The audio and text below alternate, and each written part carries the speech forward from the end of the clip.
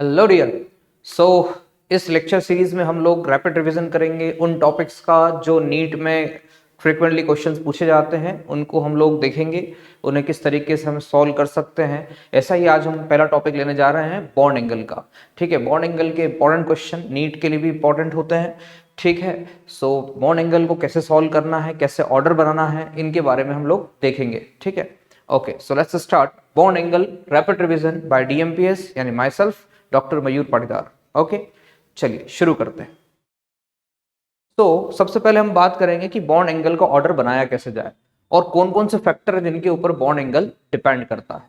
तो जब भी बॉन्ड एंगल का क्वेश्चन आता है डियर, तो सबसे पहले आपको कुछ फैक्टर्स ध्यान में होने चाहिए। इन फैक्टर्स के थ्रू आप इन चीज़ों को बड़ी आसानी से कवर कर सकते हैं। ठीक है, सो मैं आपको बताता हूं, जो बॉन्ड एंगल होता है ये डिपेंड करता है हाइब्रिडाइजेशन पर। Bond angle is inversely proportional to number of hybrid orbitals. तो सबसे पहले तो आप क्या करें, जब भी आपको बॉन्ड एंगल निकालना हो, सबसे पहले आप हाइब्रिडाइजेशन निकालिए। ठीक है, हाइब्रिडाइजेशन सेंट्रल एटम का हाइब्रिडाइजेशन निकालिए, और जितने भी हाइब्रिड ऑर्बिटल्स जितने कम रहेंगे या जितना छोटा हाइब्रिडाइजेशन रहेगा, बॉन्ड एंगल उतना ही ज्यादा होगा। इनवर्सली प्रोपोर्शनल है। जैसे कि आप लोग जानते हैं, अगर हाइब्रिडाइजेशन sp होता है, सो बॉन्ड एंगल होता है 180 डिग्री। sp2 हाइब्रिडाइजेशन होता है, यहां पर आप देख सकते हैं कितनी हाइब्रिड ऑर्बिटल्स हैं, दो हाइब्रिड ऑर्बिटल हैं, दो हाइब्रिड ऑर्बिटल्स हैं, तो बॉन्ड एंगल 180 हुआ। sp2 120 डिग्री, यहाँ पर कितने हैं, 3 हाइब्रिड ऑर्बिटल्स हैं, इसलिए बॉन्ड एंगल 120। अगर हाइब्रिडाइजेशन sp3 होगा तो बॉन्ड एंगल हो जाएगा 109 degree 28 minutes. There is 4 hybrid orbitals. तो जितने नंबर ऑफ हाइब्रिड ऑर्बिटल बढ़ते चले जाएंगे, उतना बॉन्ड एंगल क्या होता चला जाएगा, कम होता चला जाएगा। तो सबसे पहला स्टेप होना चाहिए बॉन्ड एंगल का, जब भी क्वेश्चन सॉल्व करें सबसे पहले हाइब्रिडाइजेशन निकाल लीजिए। जितने कम हाइब्रिड ऑर्बिटल्स होंगे, बॉन्ड एंगल उतना ही ज्यादा होगा। ठीक है, वैसे ही आप आगे बढ़ते चले जाएंगे, नंबर ऑफ हाइब्रिड ऑर्बिटल बढ़ेंगे, बट बॉन्ड एंगल क्या होता चला जाएगा, डिक्रीज होता चला जाएगा। अगर दो एलिमेंट, दो कंपाउंड्स, दो मॉलिक्यूल्स के अंदर हाइब्रिडाइजेशन सेम है, तो हम लोग नेक्स्ट स्टेप उठाएंगे, that will be number of lone pairs on central atom. जो सेंट्रल एटम है उस पे लोन पेयर क्या होने चाहिए, कम होने चाहिए। It is inversely proportional to lone pair on central atom. जो सेंट्रल एटम होता है उस कंपाउंड का, उस मॉलिक्यूल का, उसमें लोन पेयर जितने कम होंगे उतना ही बॉन्ड एंगल क्या होगा, ज्यादा हो जाएगा। ठीक है, तो जितने लोन पेयर ज्यादा होंगे, बॉन्ड एंगल उतना ही कम हो जाएगा। रीजन ये होता है कि लोन पेयर रिपल्शन होता है, सो मॉलिक्यूल क्या हो जाता है, बॉन्ड्स थोड़े से क्या हो जाते हैं, पास पास में आ जाते हैं, इसलिए बॉन्ड एंगल कम हो जाता है। तो लोन पेयर बढ़ेंगे तो बॉन्ड एंगल कम हो जाएगा। तो सेकंड स्टेप पे आप क्या देखेंगे, लोन पेयर्स। अगर लोन पेयर भी सेम हो जाए सेंट्रल एटम पर, तो फिर हम क्या देखेंगे, then it is proportional to electronegativity of central atom. तब ये डिपेंड करता है सेंट्रल एटम की इलेक्ट्रोनेगेटिविटी के ऊपर। ठीक है, अगर उसकी इलेक्ट्रोनेगेटिविटी ज्यादा है तो बॉन्ड एंगल ज्यादा हो जाएगा। तो ये तीन फैक्टर हैं जिससे आप बॉन्ड एंगल के लगभग 95-97% क्वेश्चंस को आप सॉल्व कर सकते हैं। ये तीन स्टेप होना चाहिए और इन्हें सिक्वेंशली आप यूज कीजिए। सबसे पहले आप क्या देखिए, नंबर ऑफ हाइब्रिड ऑर्बिटल्स। जैसे जैसे नंबर ऑफ हाइब्रिड ऑर्बिटल्स बढ़ेंगे, वैसे वैसे बॉन्ड एंगल कम होता जाएगा। अगर हाइब्रिडाइजेशन सेम हो तो फिर आप क्या देखिए, सेंट्रल एटम पे लोन पेयर कितने हैं, जितने लोन पेयर ज्यादा होते चले जाएंगे, बॉन्ड एंगल कम होगा। एंड लास्टली, अगर लोन पेयर भी सेम है तो फिर आप क्या देखेंगे, इलेक्ट्रोनेगेटिविटी ऑफ सेंट्रल एटम। ठीक है, अगर सारे एलिमेंट एक ही ग्रुप के हो, सारे कंपाउंड एक ही ग्रुप के हो, तो भी आप इसका यूज कर सकते हैं। तो तीनों को सिक्वेंशली आप यूज कीजिए, सबसे पहले हाइब्रिडाइजेशन, फिर लोन पेयर और फिर इलेक्ट्रोनेगेटिविटी। अब मैं आपको बताऊंगा अब इन फैक्टर्स का यूज करके क्वेश्चंस कैसे सॉल्व कर सकते हैं, और नीट में फ्रिक्वेंटली पूछे गए क्वेश्चंस को हम लोग सॉल्व करेंगे। ओके, तो यहाँ तक क्लियर है, I hope so. Bond angle जब भी निकालना हो, सबसे पहले आप क्या चेक करिए, हाइब्रिडाइजेशन चेक करिए। हाइब्रिडाइजेशन अगर सेम है तो फिर आप क्या देखिए, लोन पेयर, और लोन पेयर सेम है तो फिर आप क्या देखिए, इलेक्ट्रोनेगेटिविटी ऑफ सेंट्रल एटम। ठीक है, तो क्वेश्चन शुरू करते हैं। आई होप आपको ये क्लियर हो गया होगा। पहला क्वेश्चन है हमारे पास, कुछ मॉलिक्यूल दिए हैं BF3 CH4 NH3 BeCl2 and water. सबसे पहले हमें क्या करना चाहिए, हाइब्रिडाइजेशन निकालना चाहिए। आई होप हाइब्रिडाइजेशन आप सबको आता होगा। BF3 का होगा sp2 हाइब्रिडाइजेशन, CH4 का होता है sp3 हाइब्रिडाइजेशन, NH3 का sp3 हाइब्रिडाइजेशन, BeCl2 का sp हाइब्रिडाइजेशन और वाटर का भी होता है sp3 हाइब्रिडाइजेशन।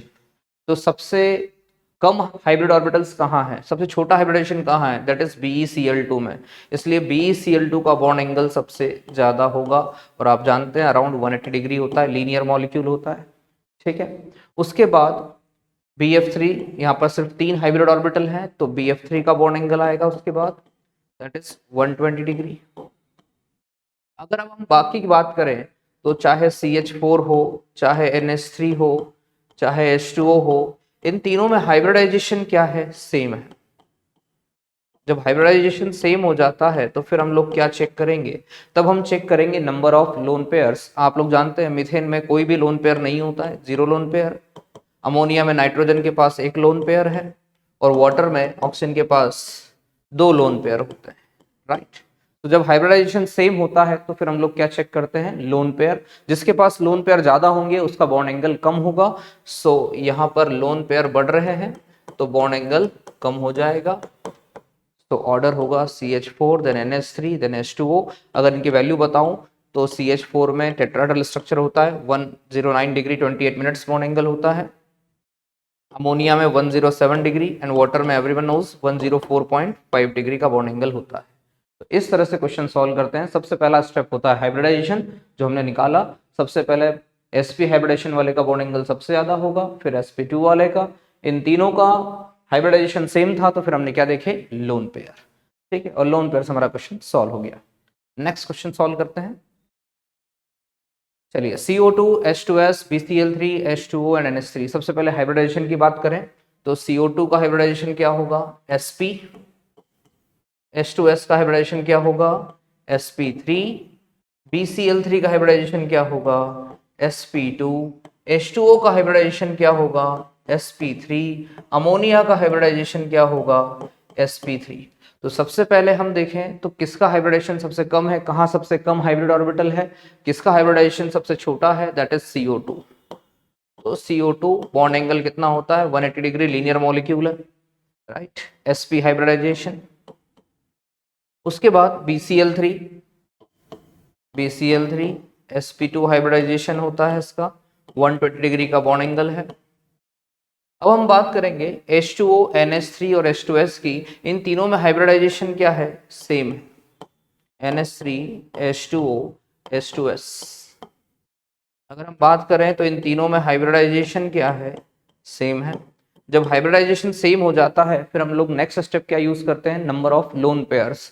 तो अभी हम लोग डिस्कस करके आए हैं अमोनिया में 1 लोन पेयर होता है, वाटर में ऑक्सीजन के पास 2 लोन पेयर है और यही कंडीशन सल्फर में भी है। H2S का स्ट्रक्चर अगर आप बनाकर देखें तो 1 2 3 4 5 6, तो यहाँ पर आपको क्या दिखने वाले हैं, 2 लोन पेयर हैं, तो यहाँ पे भी 2 लोन पेयर है। तो अगर हम बात करें कि अमोनिया के अंदर तो 1 लोन पेयर है और वाटर और H2S के अंदर 2 लोन पेयर हैं, तो जहां लोन पेयर कम होते हैं वहां बॉन्ड एंगल ज्यादा होता है। सो अमोनिया का बॉन्ड एंगल ज्यादा होगा as compare to water and H2S। अब चूंकि यहाँ पर लोन पेयर भी क्या है, सेम है। अगर लोन पेयर सेम है तो फिर हम लोग नेक्स्ट स्टेप क्या देखते हैं, इलेक्ट्रोनेगेटिविटी। तो अगर हम बात करें इलेक्ट्रोनेगेटिविटी ऑक्सीजन और सल्फर की, तो central atom oxygen, central atom sulphur, तो ऑक्सीजन की इलेक्ट्रोनेगेटिविटी ज्यादा होती है, इसलिए वाटर का बॉन्ड एंगल क्या हो जाएगा, ज्यादा हो जाएगा। और वाटर का बॉन्ड एंगल 104.5 होता है और इसका बॉन्ड एंगल लगभग 92 डिग्री के आसपास होता है, 92 या 98 के आसपास होता है, ठीक है। तो इस तरह से ये क्वेश्चन आप सॉल्व कर सकते हैं, राइट। तो हम लोगों ने सबसे पहले हाइब्रिडाइजेशन देखा, फिर अगर हम इन तीनों की बात करें तो यहाँ तीनों पे हाइब्रिडाइजेशन सेम हो गया था। फिर हमने डिफरेंस किया on the basis of lone pair, lone pair भी सेम हो गए थे, तो फिर हमने डिफरेंस किया on the basis of electronegativity. तीनों स्टेप यहाँ पर हमने यूज कर लिए, right. Next question, NH4 NH3 NH2 minus. Again सबसे पहले एक ही हम स्टेप यूज करेंगे हाइब्रिडाइजेशन की। तो NH4 का hybridisation will be sp3, NH3 का हाइब्रिडाइजेशन sp3, NH2 माइनस का हाइब्रिडाइजेशन sp3, ठीक है। जिन लोगों को हाइब्रिडाइजेशन क्लियर नहीं है उनके लिए मैं एक सेपरेट वीडियो बनाऊंगा, उसके अंदर हम लोग हाइब्रिडाइजेशन देख लेंगे, ठीक है। लेकिन जिन्हें आता है वो हम लोग यहाँ पर पता होगा आपको कि NH4 का हाइब्रिडाइजेशन sp3 होता है, NH3 का sp3 होता है, NH2 माइनस का sp3 होता है। अब हाइब्रिडाइजेशन सबके सेम है। अब हमें क्या देखना पड़ेगा, यहाँ पर नंबर ऑफ लोन पेयर्स देखना पड़ेंगे। So number of lone pair की अगर हम बात करें तो NH4 प्लस की बात करें तो नाइट्रोजन के पास एक लोन पेयर होता है, लेकिन वो कोऑर्डिनेट बॉन्ड बना लेगा। कोऑर्डिनेट बॉन्ड बनाने के कारण यहाँ पर कोई भी लोन पेयर नहीं बचेगा। NH4 प्लस के अंदर कोई लोन पेयर नहीं है। NH3 की बात करें तो इसमें आपको एक लोन पेयर देखने को मिलेगा, राइट। नाइट्रोजन के पास एक लोन पेयर मिलेगा। NH2 माइनस की बात करें सो नाइट्रोजन के पास टोटल कितने इलेक्ट्रॉन होते हैं, 5 इलेक्ट्रॉन्स होते हैं, ठीक है। और मान लीजिए 2 बॉन्ड बना लिए हाइड्रोजन ने और एक नेगेटिव चार्ज, तो नेगेटिव चार्ज, तो यहाँ पर भी एक लोन पेयर और ये नेगेटिव चार्ज और एक इलेक्ट्रॉन मिलकर भी क्या बन जाएंगे, lone pairs. So there are 2 lone pairs, ठीक है। सो यहाँ पर जो ऑर्डर होगा लोन पेयर्स, आप क्वेश्चन सॉल्व कर सकते हैं। देख लेंगे आप इधर जाने पर नंबर ऑफ लोन पेयर्स बढ़ रहे हैं। लोन पेयर अगर बढ़ेंगे तो बॉन्ड एंगल क्या हो जाएगा, कम हो जाएगा। इसलिए बॉन्ड एंगल सबसे ज़्यादा होगा NH4 में, फिर NH3 में, फिर NH2 माइनस में, because of number of lone pairs. NH4 का बॉन्ड एंगल सबसे ज़्यादा, फिर NH3, देन NH2 माइनस।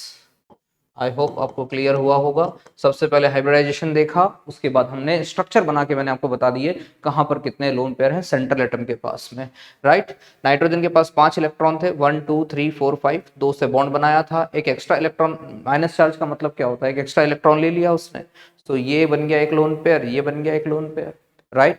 चलिए नेक्स्ट क्वेश्चन है NO2 प्लस NO2 माइनस। यहाँ पर हमें देखना पड़ेगा कि इसमें कितने हाइब्रिडाइजेशन क्या होगा, बॉन्ड एंगल क्या होगा। तो सबसे पहले तो हम लोग हाइब्रिडाइजेशन पे जाते हैं। NO2 का hybridisation will be sp2, NO2 का होगा sp और NO2 माइनस का होगा sp2। तो सबसे पहले हाइब्रिडाइजेशन की बात की हमने, तो NO2 प्लस का जो है हाइब्रिडाइजेशन सबसे कम है, इसलिए NO2 प्लस का बॉन्ड एंगल सबसे ज्यादा हो जाएगा। अब हमें कंपेयर करना है NO2 और NO2 माइनस में। तो NO2 की बात करें और NO2 माइनस की बात करें, सो NO2 का स्ट्रक्चर अगर आपको पता हो, NO2 का स्ट्रक्चर हम कुछ इस तरह से ड्रॉ करते हैं। सो इसके अंदर एक अनपेयर्ड इलेक्ट्रॉन बचता है, 1 अनपेयर्ड इलेक्ट्रॉन, है ना। यहाँ लोन पेयर तो कोई मिल नहीं रहा है, लेकिन एक अनपेयर्ड इलेक्ट्रॉन है, 1 अनपेयर्ड इलेक्ट्रॉन है, ये ऑड इलेक्ट्रॉन स्पीसीज का मेंबर है। NO2 माइनस के बारे में बात करें अगर हम, तो NO2 माइनस के बारे में जब हम बात करेंगे तो ये कुछ ऐसा स्ट्रक्चर देखने को मिलेगा आपको, NO2 माइनस। सो आप यहाँ देख सकते हैं, यहाँ पर हमें एक कंप्लीट लोन पेयर देखने को मिल रहा है, 1 लोन पेयर। सो अगर वन अनपेयर्ड इलेक्ट्रॉन को अगर मैं लोकल टेक्निकल भाषा में ना बोलूँ तो मैं हाफ लोन पेयर बोल सकता हूँ, ठीक है, not in technical language, but ठीक है, एक ही हमारे पास अनपेयर्ड इलेक्ट्रॉन है ना। तो जस्ट आपको समझाने के लिए मैं यहाँ पर यूज कर रहा हूँ कि हाफ लोन पेयर है, और यहाँ पर कितना है, एक लोन पेयर है। सो यहाँ लोन पेयर क्या हो गए, ज्यादा हो गए, इसलिए बॉन्ड एंगल कम हो जाएगा। So NO2 and then NO2 minus. यहाँ पर सिर्फ एक हाइब्रिडाइजेशन तो sp2 दोनों में है। यहाँ पर 1 फ्री इलेक्ट्रॉन है या 1 अनपेयर्ड इलेक्ट्रॉन है, और यहाँ पर कंप्लीट एक लोन पेयर है, इसलिए इधर जाने पर बॉन्ड एंगल क्या हो जाएगा, कम हो जाएगा। तो पहले हाइब्रिडाइजेशन देखा, जहां पर हाइब्रिडाइजेशन सेम था वहां पर हमने क्या देख लिए, नंबर ऑफ लोन पेयर्स, ठीक है। सो वहां पर हमें एक अनपेयर्ड इलेक्ट्रॉन मिला, जिससे मैंने आपको समझाने के लिए बोल सकता हूं कि यार एक लोन पेयर में 2 इलेक्ट्रॉन होते हैं, तो यहाँ पर एक ही इलेक्ट्रॉन है तो हाफ लोन पेयर मान लो इसे, और यहाँ पर क्या है, एक लोन पेयर पूरा मिलेगा आपको, ठीक है। तो इस तरह से आप इस क्वेश्चन को सॉल्व कर सकते हो। ClO2 माइनस, ये प्रीवियस ईयर नीट में आया हुआ क्वेश्चन है, ठीक है। तो इसको सॉल्व करने का तरीका ये होगा कि यहाँ पर सेंट्रल एटम कौन है, oxygen, hybridisation will be sp3, यहाँ पर भी हाइब्रिडाइजेशन sp3 होगा, और यहाँ पर भी हाइब्रिडाइजेशन sp3 होगा। तो हाइब्रिडाइजेशन तीनों केस में क्या है डियर, सेम है। अब हमें क्या चेक करना होंगे, नंबर ऑफ लोन पेयर। अगर हम OCl2 की बात करें, OCl2 की बात करें, सो यहाँ पर हमें देखने को मिलते हैं 2 लोन पेयर OCl2 में, या जिसको आप कहते हैं Cl2O। ClO2 की बात अगर हम करें तो क्लोरीन के पास बेसिकली 7 इलेक्ट्रॉन होते हैं। अगर हम ClO2 के बॉन्ड बनाकर देखें तो यहाँ पर हमें एक लोन पेयर मिलेगा और एक फ्री इलेक्ट्रॉन मिलेगा, 1 lone pair plus 1 unpaired electron,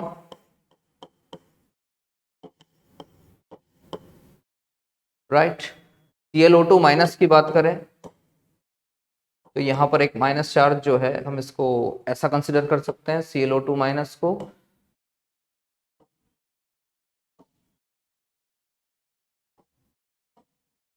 ClO2 minus को आप ऐसा लिखिए,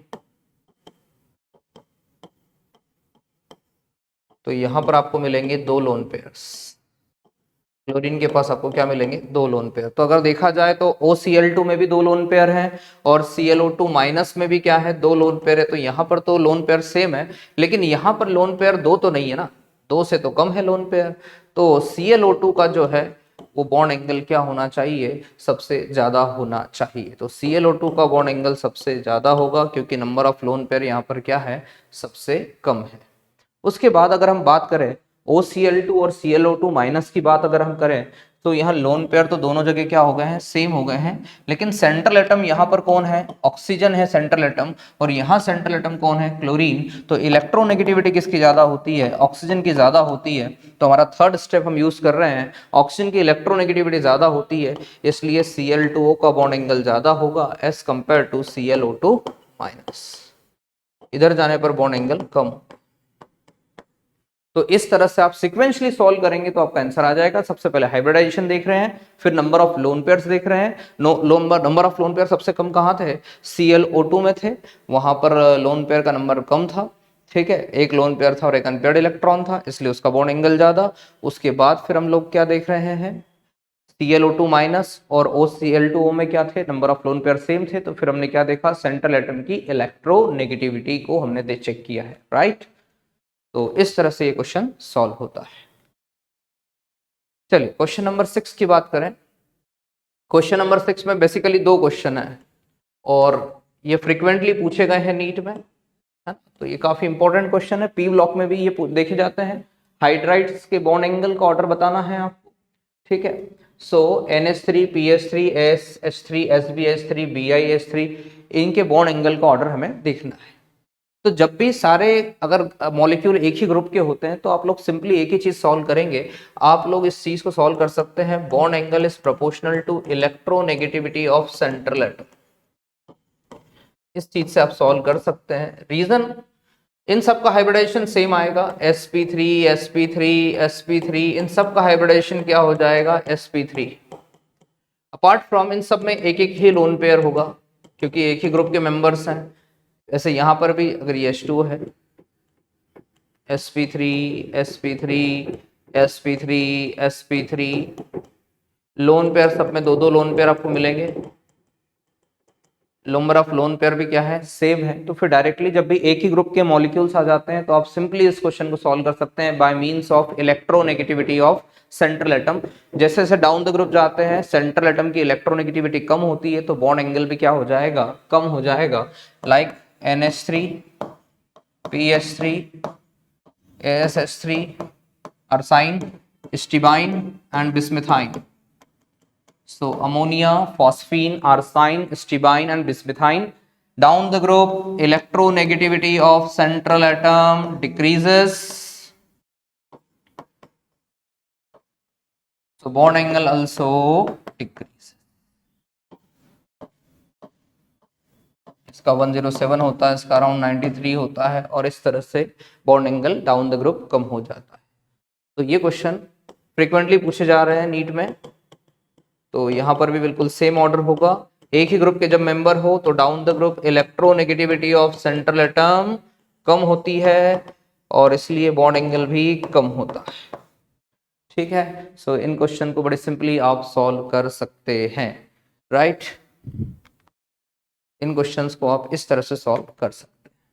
तो ये था जो फ्रीक्वेंटली क्वेश्चन पूछे जाते हैं उनका क्वेश्चन सॉल्व करने के लिए आप इस तरह का तरीका होता है, ठीक है।